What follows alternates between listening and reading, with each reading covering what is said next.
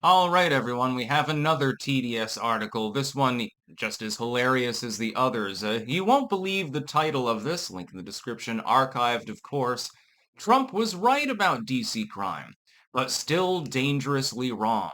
The allure of the president's crackdown on crime in the district tests our democratic society. Hold you right there, my dude. There are several factors that you've got to consider. First, you're arguing that the only methodology by which you're actually capable of tackling the crime problem is wrong because it involves Donald Trump, because Orange Man Bad. And everyone knows Orange Man Bad is trying to take over the country as dictator. So if he deploys troops to the federal district that is explicitly under the command of the federal government, as opposed to a state government, we'll get to that in a moment with regards to Chicago, New York, and elsewhere, his decision was the only one that could actually stanch out the crime. So you're saying that of necessity, because we know it's self-evident that Donald Trump wants to be the American dictator, which actually was Abraham Lincoln, as Razor Fist explained. Salute. Obviously, that's the real reason why. He just wants to get rid of brown people and establish himself on a throne, effectively. The new White House decor which does look like Imperial Russian decor, admittedly, probably doesn't help his personal case. That's factor number one. Factor number two, and this gets into the issue of Chicago, New York, etc., is that Washington, D.C. is a federal district, not a state. There are citizens living there, yes. There are also plenty of illegals in the D.C. area. D.C. has already been shrunk before. Personally, I think they should shrink it down to the mall and cede the rest of the land to Maryland and, keep a few blocks out in every direction in order to have, housing specifically for members of Congress and shit like that. Use eminent domain to clear out an area sizable enough to house the people of Congress and the judges and stuff like that. And private citizens can go elsewhere and pay them double or something like that. Not that land in certain parts of DC is worth very much because of all the crime, which was kind of Donald Trump's point, actually. Uh, that was kind of the point the whole time. If you can't actually crack down on crime using the methods at your disposal within the capital, within an actual federal district, well, I mean, that's kind of going to handicap you as far as plunging the crime rate. And it has had success. Liberal media acknowledge this. They just use the caveat, well, it was only moderate reduction in crime.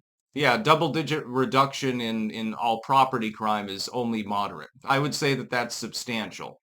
Secondly, to the issue of Chicago, which Trump has mentioned, New York City he's mentioned, etc. While state guards can be deployed in these areas, there are limitations on it. The federal district is not going to be the same as the states. In the states, the governors and the state houses have more purview, more control over whether Trump can do that. They will not be able to carry weapons due to Pax Comitatus. This does not apply, though, in D.C. In fact, the guards that are there are now armed, actually. That's because it's not a state. It is a federal district.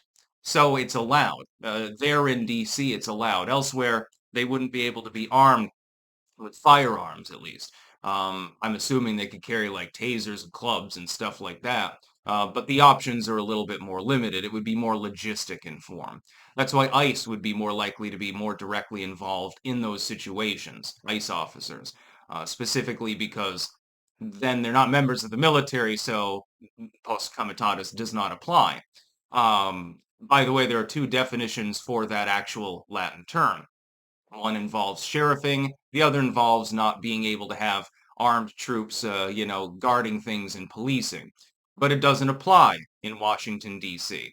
In Washington, D.C., it's perfectly acceptable because it's a federal district. So when the liberals come out and screech bloody murder and say, oh my God, Trump's taking over the country, he's going to send millions of troops into Chicago with tanks and shit. No, he's not going to do that because he wouldn't be legally capable of doing so. Now, of course, you could change the Constitution if you really wanted to, but getting the votes to do that at this point is basically impossible on most issues.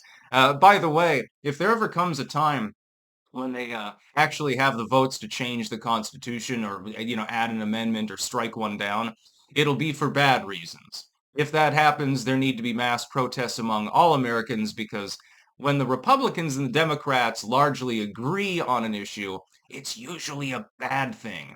It's not usually a good thing. And just look at the Patriot Act, for example. Think, weren't there only like two people that voted against it? Or I don't know that anyone did, actually. There weren't a whole lot of holdouts. Oh, yeah, you want to check into people's library records and censor what they say and sort through their mail illegally and stuff like that. Well, that's okay. Yeah, we have no problem with that. Nobody dared to stand in W's way though because of the situation that we found ourselves in. A situation partially caused by the U.S. government in the 70s and 80s, by the way, I will add, with the Mujahideen. But anyway, yeah, the liberals are refusing to acknowledge that he's simply right with regards to crime. Yeah, Trump was kind of right about crime, but there's always a but. Whenever they say that Trump has done something that is useful or is working, there's a but after it. Yeah, there's lots of buts in the legacy media, by the way, mostly spewing out shit into the microphone.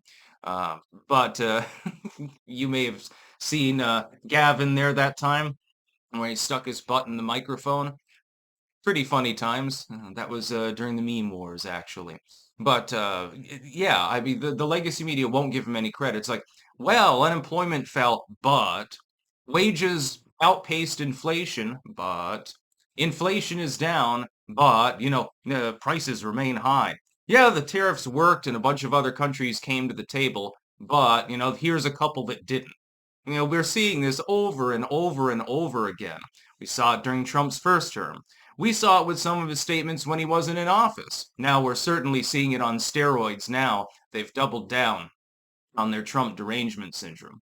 It should suffice to simply say crime in DC is down. This is, at least in most part, directly attributed to what Trump is doing in DC with the National Guard, with certain state guardsmen that are coming in, as well as ICE, and that a lot of the property crime reduction is probably related to the fact that people most likely to engage in property crime are being rounded up, namely illegal aliens.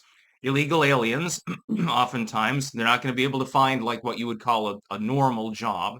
And so some of them turn to property crime.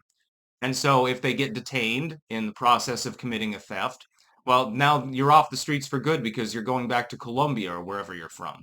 And I don't see the problem with this. A crackdown in DC is not going to be the same as a crackdown in some place outside of the federal district because then you have state purview and state supremacy over many things. The states control their own guardsmen, and so forth. The governors there control the guard effectively.